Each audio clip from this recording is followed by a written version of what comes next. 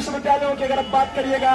तो पूरे देश में उसी एनआईआरएफ की रैंकिंग में, इन्हीं गवर्नमेंट की अलग अलग रैंकिंग में सबसे बढ़िया पोजीशन पर अगर कोई विश्वविद्यालय आता है तो उसका नाम है जवाहरलाल नेहरू विश्वविद्यालय। जवाहरलाल नेहरू विश्वविद्यालय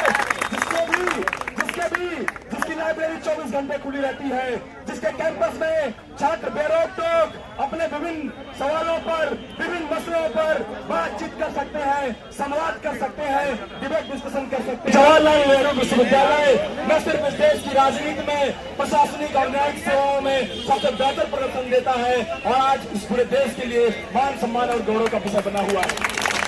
इलाहाबाद विश्वविद्यालय भी उसी तरह का विश्वविद्यालय हो सकता है अगर ये बेशरम लोग, अगर ये अलोकतांत्रिक तरीके से सामंती और जातिवादी लोग अगर इस तरह का निलंबन, निष्कासन, अनडेमोक्रेटिक माहौल बनाना छोड़ दें तो इलाहाबाद विश्वविद्यालय भी उसी ऊंचाई पर जाएगा। दोस्तों, हम सब इस लड़ाई को तब तक कंटिन्यू करना है कि जब तक इस तरह के छात्रों के ऊपर होने वाले हमले को रोक न दिया जाए, निलंबन और निष्कासन वापस न ले लिया जाए। इसी इलाहाबाद शहर की एक लड़ाई जो हम लोगों ने जीती है, इसी इलाहाबाद के छात्रों ने जीती है, उस लड़ाई का मैं जिक्र करना चाहता हूँ।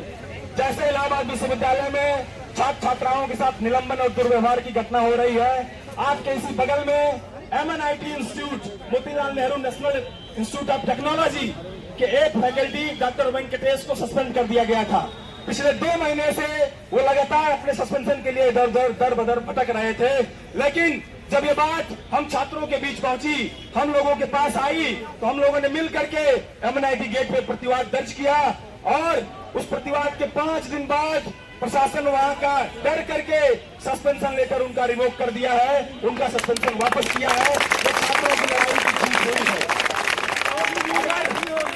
अगर इस तरह के तानाशाही लोग, समझ के लोग,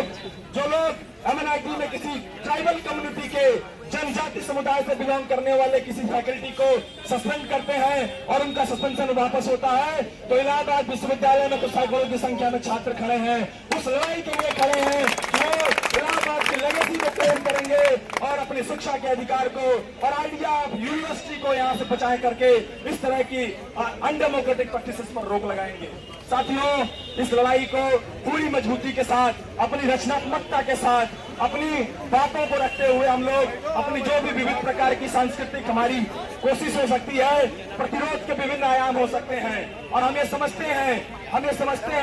कि हम लोग सोशल साइंस और ह्यूमैनिटीज के स्टूडेंट हैं। सोशल साइंस और ह्यूमैनिटीज के स्टूडेंट्स के लिए उनकी लेबोरेटरी ये सोसाइटी होती है और जो प्रोटेस्ट साइट होती है, protest sites are the best